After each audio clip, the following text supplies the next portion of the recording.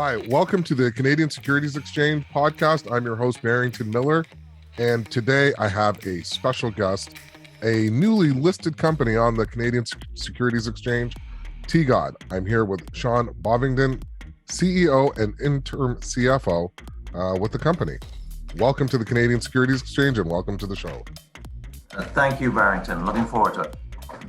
Now, if you've been living under a rock, you may not have heard of TGOD, the Green Organic Dutchman. But I'm going to assume that people have been. So let's tell the people what it is your company does and how you are involved in the cannabis space. So the Green Organic Dutchman, as we use TGOD, we're a premium quality cannabis producer.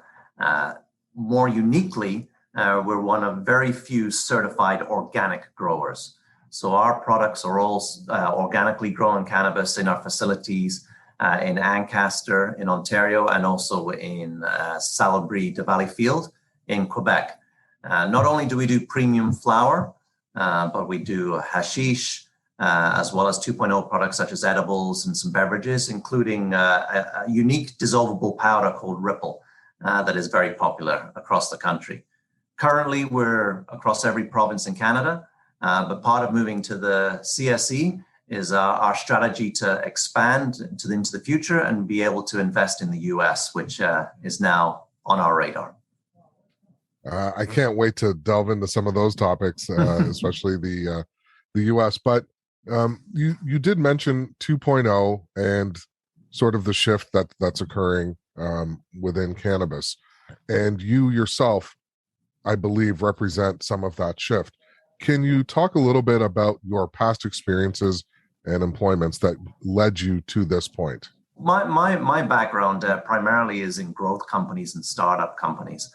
Done a lot of work in technology manufacturing, 25 years ago, almost 30 years ago now, and in the oil and gas services, and eventually moving up here into both utilities and then into cannabis now. But it's not just in Canada. A lot of the growth companies I've been involved have been cross-border, moving into the US as well as Indonesia and Colombia in South America. And so been a variety of the growth companies expanding beyond Canada, but taking those companies kind of global.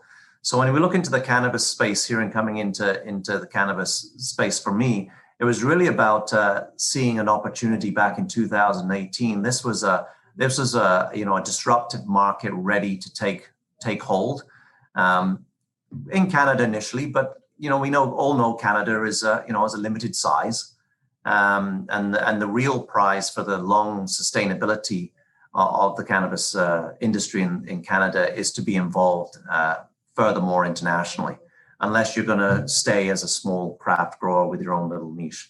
TGOD offered a lot more than that. And the team we have here with the experience from the likes of Maple and Tim Hortons and Pepsi and Coke and those kind of companies that have been involved in international brand building really offered an opportunity for me, initially coming in as a CFO because of that capital markets experience in terms of those growth companies that I've had over the last 30 years, got to a point of saying, well, what really is the longer term future? And the longer term future is taking those brands with a uniqueness of being organic and really being able to take that from the platform built in Canada and taking it into the US as well as internationally. And that's what we're looking to do.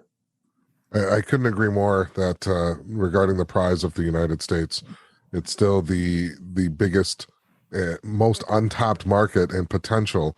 We were talking the other day about, Arkansas. Arkansas is exploding with cannabis. Michigan has the same amount of medical patients as Canada. So it's really looking forward to that. Now, organic. I've heard this term. We've all heard it. What does it mean, and what does it mean in particular to the cannabis and cannabis products that TGOD produces? So from a technical standpoint, the first things to know is there's no synthetic fertilizers, no synthetic pesticides used in the growing of our cannabis. The other aspect is it's grown in living soil. That does a couple of things. First off, It means we're getting the natural nutrients and the symbiosis of the nutrients in the soil going into the plant, and it's the soil feeding the plant, which is really important from getting an increased terpene profile, the natural smoke and cleanliness of the smoke of the flower is enhanced by that natural nutrient flow into the plant out of the living soil. It also means there's less waste. So from a sustainability and economically, environmentally a conscious perspective, we're not throwing landfills of rock wool out every harvest. That soil is actually gets replenished, and we use it for, it could be used for up to 5 years in terms of the soil for the one plant for the next harvest. You just top up as you pull out the plant and harvest the plant. You just do a top up in the where the root ball was, and the soil actually gets better over time. So it really, really enhances the nature of the flower. And so there's only a couple of certified organic cannabis growers in Canada. We are the largest of those. And it's really being able to take that and the quality of the terpenes, the quality of the flower, the quality of the smoke really comes out, as well as getting that full kind of environmentally sustainable nature of the products in the marketplace. Now, this is the point where I do a little plug for the CSE. We are hosting an ESG event next month in Toronto, as well as the following month in Vancouver. So check it out. ESG is an important part of what's happening in the capital markets. Now, you were talking about organic, and this leads me into my next area, which is the differentiation between you and your competition. What else is there that the distinction that separates TGOD from everywhere else, outside of just being one of the only certified truly organic companies? Yeah, so I think one way to look at it is if we look at the marketplace now, initially as the market matures, users of cannabis look for better flavors, better aromas, better terpene profile. And you see the larger producers or cultivators who producing maybe cheap value product start to lose some of that market share for more craft and differentiated strains and unique strains. What TGOD is actually that craft quality at scale. So we're not just restricted into one little market. We'll be able to provide, such as our sugar bush flower, which has got remarkably good reviews, is very well liked, but not restricted to being just a craft small amount or a limited time offering. We're able to do that at scale across the country. It's one of the number one selling brands in Quebec, and it's been very popular now in Ontario. We've been able to take those strains such as sugar bush and other ones that are coming up with that kind of craft care, but at scale, to be able to provide that across the country. So the reflection in it is really flower is still the largest part of the market, as we all know, but it's taking those strains and that quality and cleanliness. If you're health conscious as well and the wellness conscious of it, particularly in this kind of day and age, you know that you're getting a pure flower, you're getting a pure, clean bud. And that's also being used into the extract or the distillate for our hash and for the 2.0 products that come from that. Let's excuse me. let's talk about your listing on the Canadian Securities Exchange and sort of the turnaround that was happening at TGOD. Why did you choose to list with the Canadian Securities Exchange, and why now? Right. So the last year has been a transition time for TGOD. One, from first of all, fully commissioning and getting to scale that craft quality flower and being able to bring it into the market with above 20% THC, which in the early days of TGOD we weren't in a position to do, but quite comfortably doing all of our flower now at that higher level THC, good quality every time. Second thing was that focus on the flower, but focus on execution. And much like a lot of the cannabis producers back in the 2018, they overbuilt. And so part of our execution was really right. We built this massive facility, or started to build this massive facility in Quebec with a view to, distributing and exporting the flower everywhere around the world. It's clear that the regulations aren't allowing that kind of export and operations. You need to be in the local markets. Yeah. So realizing that, part of that was we sold Valleyfield. We leased back the amount of space that made sense, so reducing our footprint there from 800,000 square feet to 80,000 square feet, which is perfectly adequate and very good for being able to grow in Quebec and provide the Canadian market what it needs. But it also allowed us to pay down our senior debt. And so that was the second step the third step being now having the balance sheet and the right size scale facilities and good quality product in Canada to take it to the rest of the world. In order to do that, on the medical side, we've got distribution agreements in Mexico and Germany and into Australia and South Africa. But from a recreational perspective, we needed to be able to get into the US. And we want to do it now. If we wait for federal legalization, who knows when that's going to happen? It could be suddenly by November 2022 as part of an election promise, or it could be 5 years out. If you wait till then, you're too late. With the traction that the MSOs are getting, it behooves us to get involved in the US as soon as possible. And in order to do that, we needed to be on the CSE. Not only are the investors in the CSE familiar with the MSOs and familiar with the larger cannabis companies in the US, but there's the ability to invest in the US, even for newcomers like ourselves in the market. We needed to be on the CSE, which the other exchanges in Canada don't allow. They're waiting for federal legalization, and that's too long to wait to really get a footprint in the market. We're now actively looking in the US, looking not to spend a lot of money. We're not looking to build a $200 million square foot facility outside of Pittsburgh, right? But to partner with the existing kind of craft growers. And there's over 1,600 craft growers in the Clean Green Directory in the US who are looking for access to capital or looking to expand.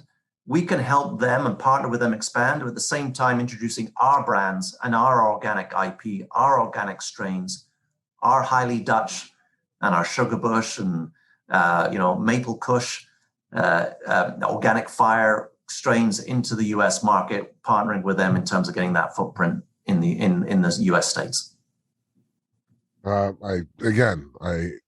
I did an interview a while ago for Mining Over Canada.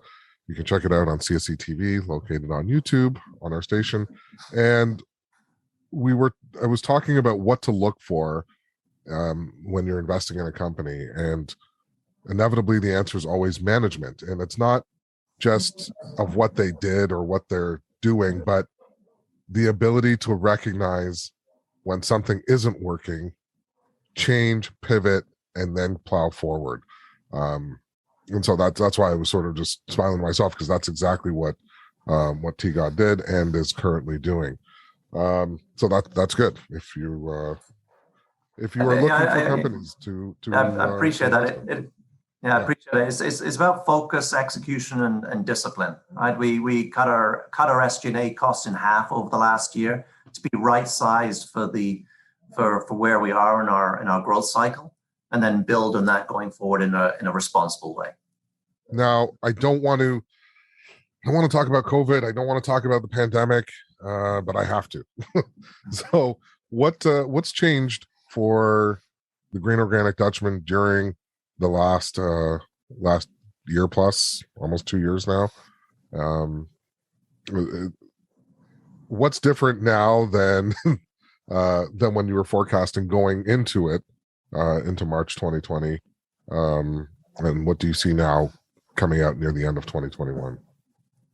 So firstly, I've been very proud of the team at TGOD, both in our facilities, which have stayed open the whole time, and how each person and each member of the team has taken the challenge seriously, and with the protocols and PPE and social distancing and changes in shift sizes that we introduced early on and maintained and operated throughout.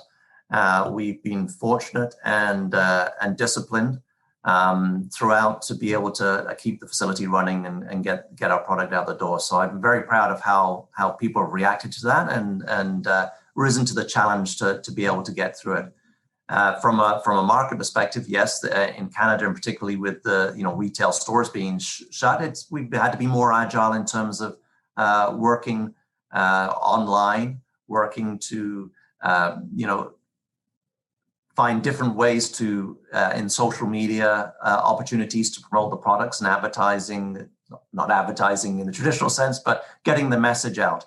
And part of, for example, the launch of the TGOD Promise and the Clean Craft in February and March of this year was really an initiative to really